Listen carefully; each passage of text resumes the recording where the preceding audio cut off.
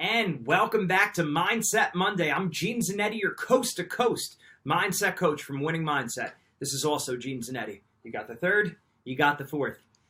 Okay, so the topic we're going to talk about today is how to build a more aggressive athlete. Basically, how do you take a dog that doesn't bite and turn him into a dog that bites?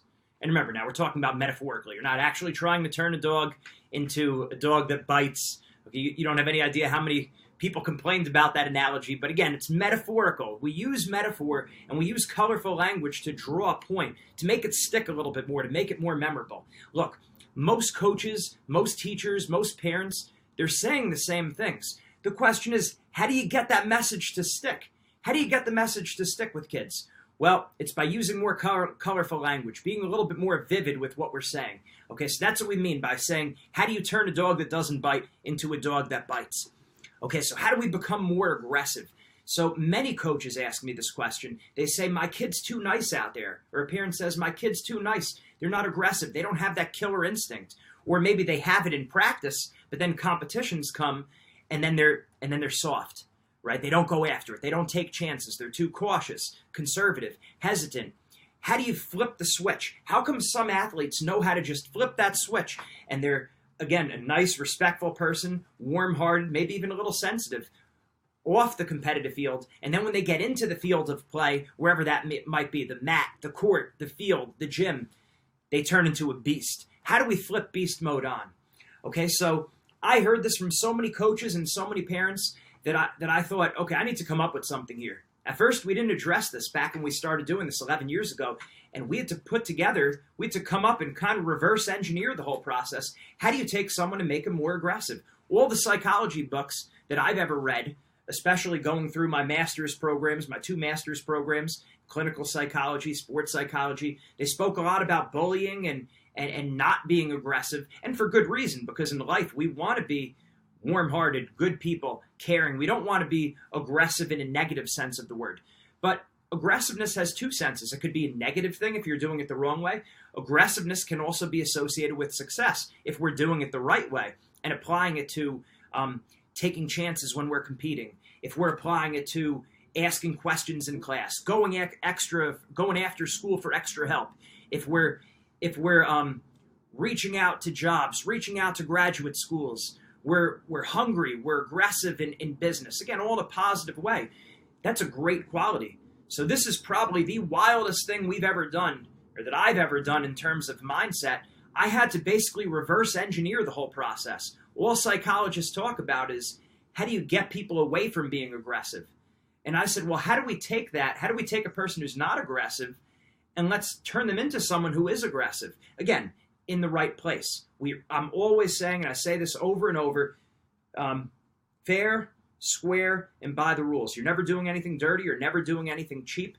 And a lot of the stuff we're saying here is more metaphorical. Some of these things, like when we talk about the predator mindset, that's never to be taken literally. That's a symbol. Okay, that's a representation. It's an analogy of eyes on the front like to hunt. Focus on what you could control. Eyes on the side like to hide. Don't compare yourself to other people. Don't look at records, rankings, seedings, and predictions. We're not talking about predators in a negative sense. That's never to be taken literally. That's a symbol, right? That's an analogy. Okay, so we talk about this. How do we take someone who's not very aggressive and teach them how to flip the switch? So basically what I did is going back through my old psychology textbooks on aggressiveness, and I learned what makes people aggressive. When are people more likely to be aggressive? What flips the switch? So I looked at that. I also looked at history. I tried to look at the warriors of all time, the greatest warriors of all time, the U.S. military, the Spartans, the samurai, the Aztecs, the Apache. How did they learn how to flip the switch? Okay, history is great because history teaches us how to understand the present, predict the future by learning from the past. Okay, so a lot of people write off history, but you don't want to do that because you could learn a lot from history. Okay, a lot of our answers can be found in what our ancestors have done. Okay, so we studied history too. And then also, we've used our personal experience, not only from myself back in my competing days and the many great coaches I've had over the years, but also from studying top athletes, the athletes that we've worked with, and also from watching athletes, the top athletes. And Olympics, World Series, Super Bowls, Stanley Cups, NBA championships, NCAA finals, state championships. Yeah, we had to learn what they did. We had to study them. So we studied them, and we found something that we were able to come up with the series, what they have in common. Right now he's doing his war cry. We'll get to that in a minute. But basically, how do we make a more aggressive athlete? All right, easy, pal. So how do we make a more aggressive athlete? So we came up with the alter ego series. One thing we realized that a lot of top athletes are doing is they come up with a competitive alter ego. Okay, so if you look at the UFC, a lot of those athletes have some kind of nickname or some kind of alter ego, right? John Jones becomes, Bones. Conor McGregor becomes Notorious. Back in the day, Chuck Liddell was, the Iceman. Tito Ortiz, Huntington Beach bad boy, and all that kind of stuff, right? So they have these alter egos. So in other words, they could step outside of themselves when they compete, and they could flip the switch on. So what I noticed was this doesn't only happen in sports. This also happens in the performing arts. If you look at a lot of the maybe your favorite movie stars or rock stars, a lot of them have an alias or a different name they go by. Okay, and I could tell you that Beyonce, when she gets on stage, she calls herself Sasha Fierce. What's that all about? Well, if she's normally a quiet, shy person, and now you're performing at the Super Bowl in front of thousands and millions of people watching all around the world, how do you flip the switch? How do you turn into an entertainer? Same thing with Eminem, right? His real name is Marshall Mathers, but his alter ego is Slim Shady, right? Some of you might think of 30 for 30 back in the 90s with the Boz, right? Guy who was, more self-conscious, more not as aggressive, became the Boz. Deion Sanders back in those days became Prime Time, right? So all those guys they had, Ocho Cinco, we could think of a more recent example. And the list goes on and on and on of movie stars, singers, athletes, that they have that name, that alter ego, that they're able to step out of themselves and be more aggressive. So again, now people could definitely overdo this one. So like I said, we want to keep things in perspective. First and foremost, you need to know we need to be solid on faith and morals. Okay, there is a right and there is a wrong. Okay, so we got to get that straight. And we don't sacrifice that for anything. Not for sports victories, not for money, not for more friends, not for success, nothing. Our faith and morals are solid. Once we have that understood, now we could say, okay, in certain roles, we could have different personalities, or we could have that different alter ego, as long as, again, we're fair, square, by the rules. So what I want you as athletes to do, and this is one of our lessons in the Predator Mindset, that's why you're going to want to make sure you get this book for our Black Friday sale. We dropped the price from $25 to $19.99. But one of the things we talk about here is developing an alter ego. Let me see exactly where that fits into here. That would have been smart to tab off the page. Well, anyway, we hit on it somewhere in here, and it's definitely in our Mindset series. If we work with your team, or we work with an individual, maybe you're a parent, we work with your kid, you're on the individual program, we absolutely go through the alter ego. We talk about aggressiveness and how do you flip the switch. So everyone on the team comes up with an alter ego. What's your competitive alter ego? And I've heard a lot of different cool ones over the years. I've heard Bulldog. I've heard Charlie Sledgehammer. I've heard all kinds of different things. All right. Pick whatever it is that works for you. For me, I like the alter ego Fanatical. I remember watching a documentary on Iowa wrestling back when I was I think it was a freshman in college, and Tom Brand said, "Hey, Fanatical, pick him up once and throw him down." And I thought, "Hey, Fanatical, I like that, Fanatical." So I said, "Okay, that's going to be my alter ego, Fanatical." So now once I have that, what I want to do is I want to write down what are the qualities that I want associated with Fanatical. Okay, so I got to contrast that with someone. Okay, so this guy's going to take my necklace apart here, my cross, the rope. Anyway, so I have the list for Fanatical. Okay, then I also need to make, who am I contrasting Fanatical with? That's your inner wuss. We all have an inner wuss, an inner complainer, an inner wimp. Okay, so you need to name your inner wimp. So I named mine Mr. Softy. So my alter ego is Fanatical, and my inner wimp's name is Mr. Softy. So I write down a list, 2 different lists. Number 1, what are the qualities that my alter ego has? And number 2, what are the qualities that Mr. Softy has? So Mr. Softy is very self-conscious, doesn't like letting other people down, very sensitive. I want a pat on the back. I want praise, recognition, pity, and approval from other people. That's Mr. Softy. That's the inner wimp. Then I write down the qualities for my alter ego, Fanatical. I don't care what other people think. I compete for myself because I love it. I don't care about letting other people down. And again, we're not saying it in a bad way, but just it's just I don't care what other people think about me. That's the qualities of my alter ego. I don't care if there's a lot of people watching me compete or a few people. My alter ego doesn't care about that. All right. The inner wimp, Mr. Softy. Yeah, I don't like losing. I don't like making mistakes. I don't like getting laughed at. My alter ego doesn't care. I'll throw the kitchen sink at you. Right? Fair, square, and by the rules. So writing down what's the difference between your inner wimp and your alter ego? Write that down. Next, another great thing that you want to do that we talk about for week 2 in our series on aggressiveness.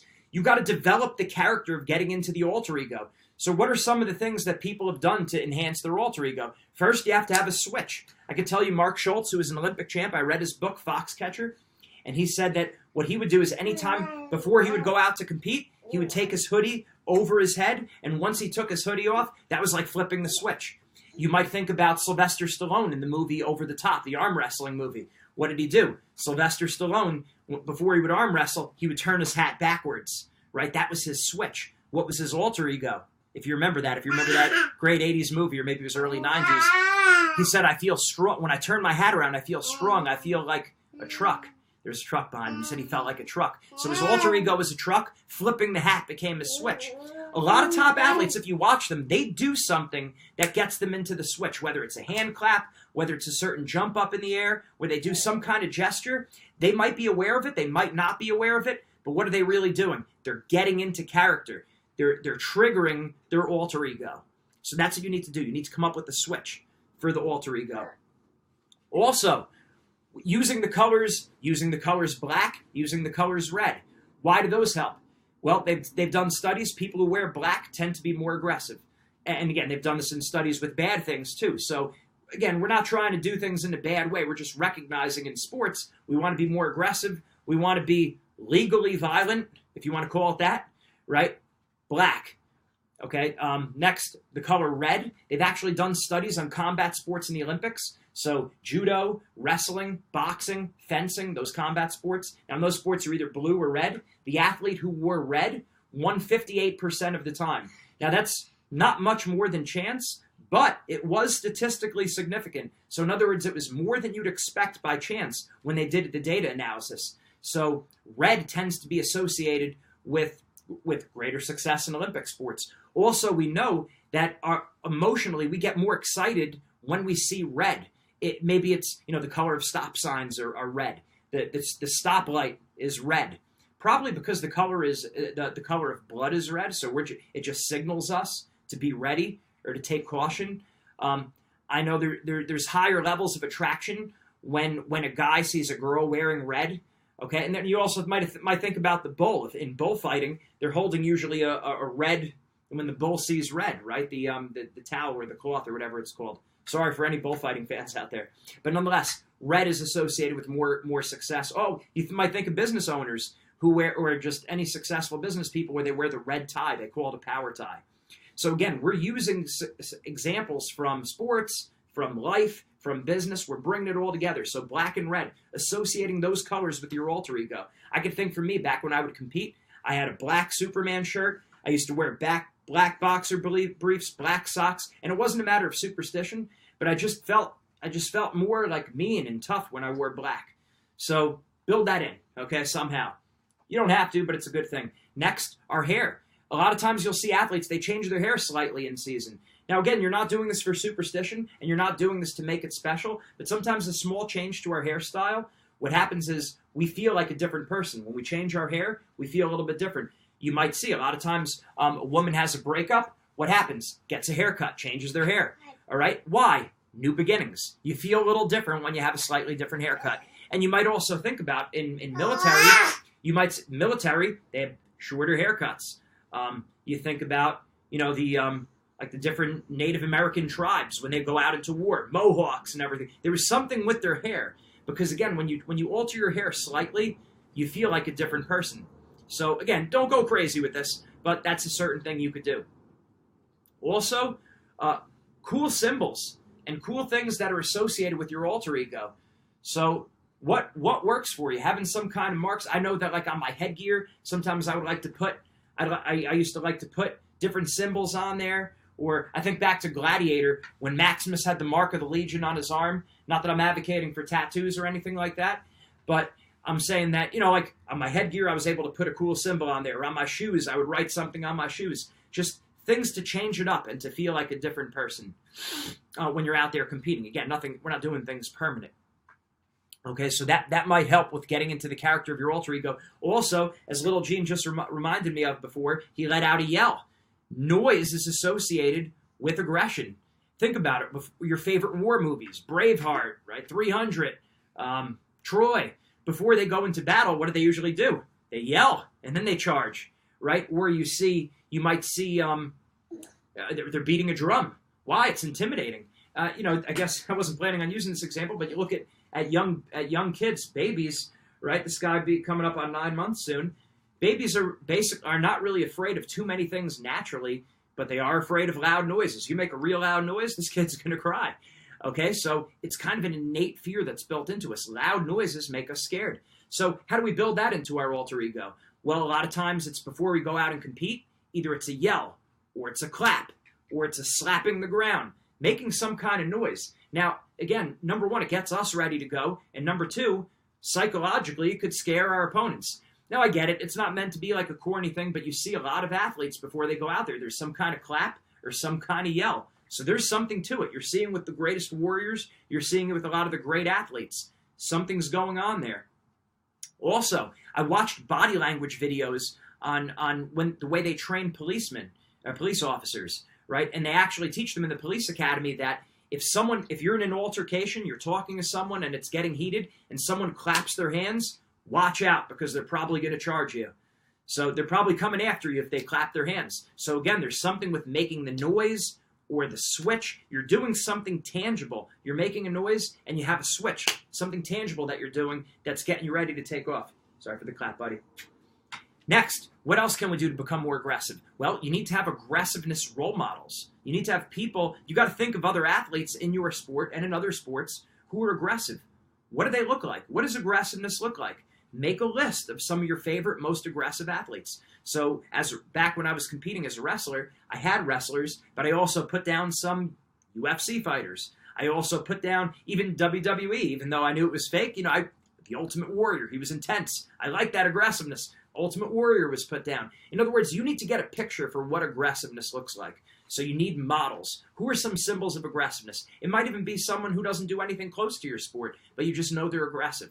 So write that down. What are their qualities? What are their traits? What do they do? And how could you incorporate that into you? So the idea is you're not trying to be someone else. You're trying to integrate all these helpful things into your alter ego.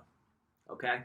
So what does aggressiveness look like? Also, another thing you could do, go back to your videos. Hopefully you have some of your competitions on tape. Watch videos of you at your most aggressive. What did you look like when you were at your most aggressive? How did you perform? How did you walk? How did you talk? How did you move? Your body language is big. You need to acting in an aggressive way. Again, fair, square, by the rules, not harming other people and life, that kind of thing. But what does aggressive swagger look like right before you go out there and compete? I remember back when I was a kid and I was at the Cape May Zoo and my parents took me there and I remember watching a black panther just pace around, back and forth, and it was just looking over at me, back and forth, and then eventually, it was in the cage and everything. And at one point, the thing jumped right up to the cage and swatted, and that was behind the cage, so it wasn't going to get me or anything. But the point was pacing back and forth, looking up, pacing back and forth, and then jumped up and swatted. If there wasn't a cage, it would have jumped right at me. So it's just something that I remembered as a little kid. That was a symbol of aggressiveness. So I might want to write that down too, even though it's not an athlete. It was a reminder in my head. What does aggressiveness look like to you? You got to paint the picture. Right, paint the picture. Good thinking. So have that. And then videotapes of yourself. Think back and to your most aggressive performances. Maybe it was against good competition. Maybe it wasn't against good competition. That's okay if it wasn't a great competition. You're watching that video to remind yourself of what aggressiveness looks like. So put that down. Okay? And then the idea is making sure on a regular basis we're doing this. Okay, so in practice, you need to get in the habit of being aggressive, and that means you can't feel sorry for your opponents. A lot of times, the big reason why people aren't aggressive is because once they get a lead, they start feeling bad for the opponent. And you can't do that. Again, metaphorical language here, metaphorical language. But you keep scoring and scoring, and eventually you break the guy, and that's when you stick them in the ground. You step right on their throat. You want to rip their heart right out of their chest. You want to be out for blood. And again, metaphorical language, fair, square, by the rules, nothing cheap. But you got to have this kind of stuff in your head. Otherwise, you're going to feel bad for your opponent, and you're not going to keep scoring. Okay, you got to practice this in practice. So there's some times where even if you're going up against someone who you're a lot better than, you got to put them out. You got to stomp them out. You got to get in the habit of not feeling sorry for your friends in practice. It's got to happen. I know a lot of top athletes that I've spoken to. They said when they're in practice, some of the top ones, they say they're trying to score 100 points in practice against their partner, like literally 100 points. I'm thinking of wrestling now, right? They're trying to score 100 points. What does that look like in your sport? Blow the person out. It doesn't have to be close, but you got to numb that feeling. You got to get rid of those feelings of feeling bad for someone, and you got to see when they're down. You got to kick them when they're down, metaphorically. All right, I don't want complaints coming back here, but it's got to start in practice. It's got to start in practice. And the idea is taking chances, getting after it. Mindset principle number 3 is I have no fear of losing or making mistakes. Mindset principle number 2 is I'm aggressive and relentless. Okay? The way you're going to be aggressive and relentless is by not having any fear of losing or making mistakes. So that principle, I have no fear of losing or making mistakes, is going to be directly related. It's going to be the foundation for I am aggressive and relentless. And here's another thing. A lot of athletes, we got to address the elephant in the room. Why aren't people very aggressive a lot of times? Because they think, what if I lose? What if I over-pursue? We might have memories of ourselves back in our competing days, or you athletes that are competing right now, you might have some fresh memories of you had a lead, you were over-aggressive, and then you lost at the end to someone who was better than you because you were too aggressive. Here's what we want to understand. If we lose because we're too aggressive, it happens. We're willing to accept that. Now, I'm not saying we don't learn the lesson from it. Of course, we want to be intelligently aggressive. But the point is, sometimes we're going to get burned because we're too aggressive. You have to be okay with that. Trust me. You're going to wind up beating people who are better. You're going to be able to beat higher caliber people if you have the attitude that you're not afraid to lose or make mistakes. Back in high school, I remember being a lot more superstitious with this, which is terrible. And I would say, don't even say the word lose around me. I don't even want to think about losing. And in college, I started changing it. I started saying to myself, you know what? I've lost before. I'll lose again, and I'm not afraid to lose today. I would tell myself that literally right before the match. I've lost before. I'll lose again, and I'm not afraid to lose today. And then what happens? Boom, the weight comes off your back, and now you're ready to throw the kitchen sink at the other team. That's the attitude you want to have. Go back to our war examples. The worst person to go against in war is the guy who says, today's a great day to die. They're not trying to die, but they're not afraid of losing their life. Now, of course, they don't want to lose their life, but they're saying, you know what? If I go today, fine, right? That's the person you don't want to go against in battle. The guy you do want to go against in battle is the one who says, I just want to get back to my family. I don't want to be here anymore. That's the person you want to go against because they're going to be more timid. This guy falling asleep here.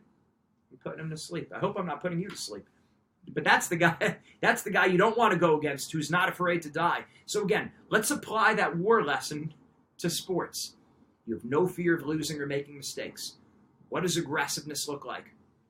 And practicing it in practice. Body language. The fastest way to change the way you think is to change the way that you move. Okay, so start acting more aggressive while you're competing. And it begins in practice.